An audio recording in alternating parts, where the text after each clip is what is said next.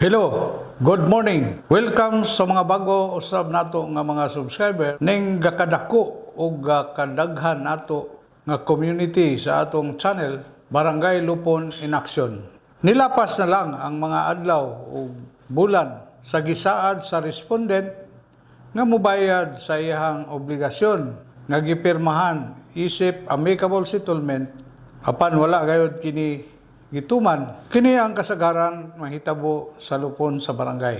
Nga diin dunay mga kasabutan pinagi sa agreement sa amicable settlement apan ang problema unsaon sa pagpatuman sa agreement.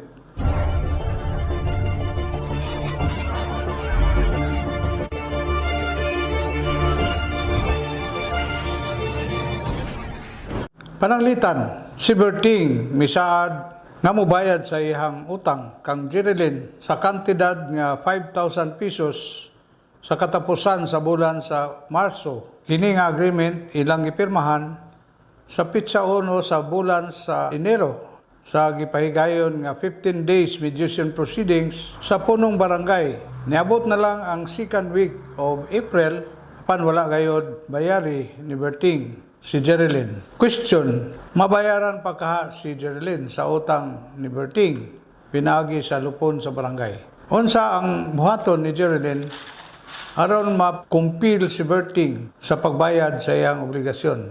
Katong unang pangutana kung mabayaran ba kaha si Jerilyn? Yes, mabayaran si Jerilyn kay pinasubay sa section 417 sa RA 7160 kon Local Government Code of 1991, adunay duha ka mga pamaagi aron makumpil si Berting pagbayad sa iyang utang ngadto kang Jerilyn. Ang una, ang gitawag nga enforcement of amicable settlement by execution by the punong barangay within 6 months upon the date of the signing of the settlement. Ang ikaduha, ang gitawag nga enforcement of amicable settlement by execution by an appropriate court.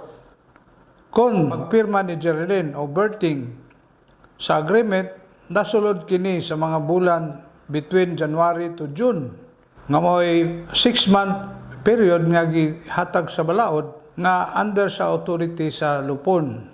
Ang mopatuman o mo-enforce sa agreement napana sa kamot sa punong barangay. Tungod kay kini under pa sa authority sa lupon. Kung ang agreement wala na comply ni Berting sulod sa unom ka bulan nga timeline kay niabot na ang bulan sa July, wala na authority ang lupon nga mopatuman sa amicable settlement.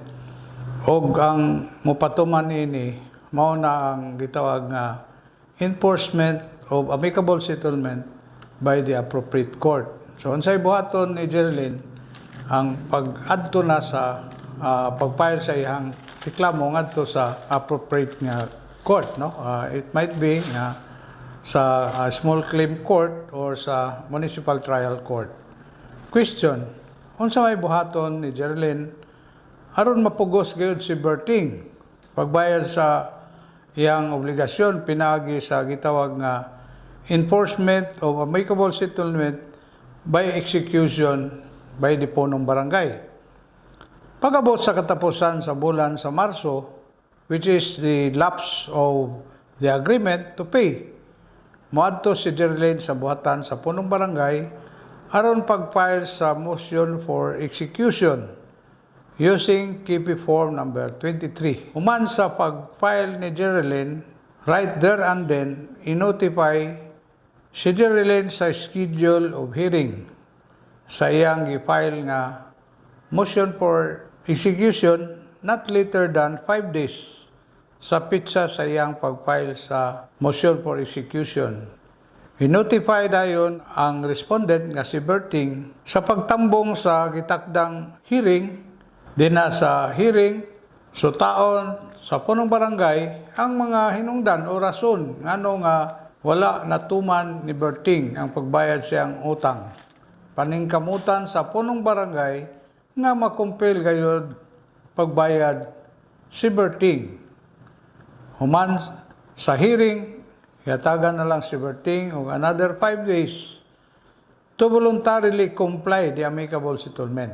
Kung after 5 days, mapakyas paghihapon si Berting sa pagbayad, mo-issue na dayon ang punong barangay sa notice of execution using KP form number 25. Then, ang motion for execution, husayon kini or magpatawag ang punong barangay og hearing, particularly hearing sa gifile nga motion for execution. Question: unsaon man kung ang pag-enforce sa punong barangay sa iyang gi-issue nga notice of execution? At ang sunod nga episode, kaya itong hisgutan, ang gitawag nga mga procedure o mga dapat buhaton sa punong barangay, aron gayod ma-compel si Berting sa pagbayad sa iyang obligasyon. Kung kamo nakauyon ning atong short video presentation, kindly share, like, subscribe and click the notification bell para updated kamo sa sunod nato nga mga video presentation may tungod sa gitawag nato nga knowledge learning in Katarungan Barangay. Kini ang inyong higala si Kapitan Bert Enriquez, maingon, daghang salamat and God bless us all.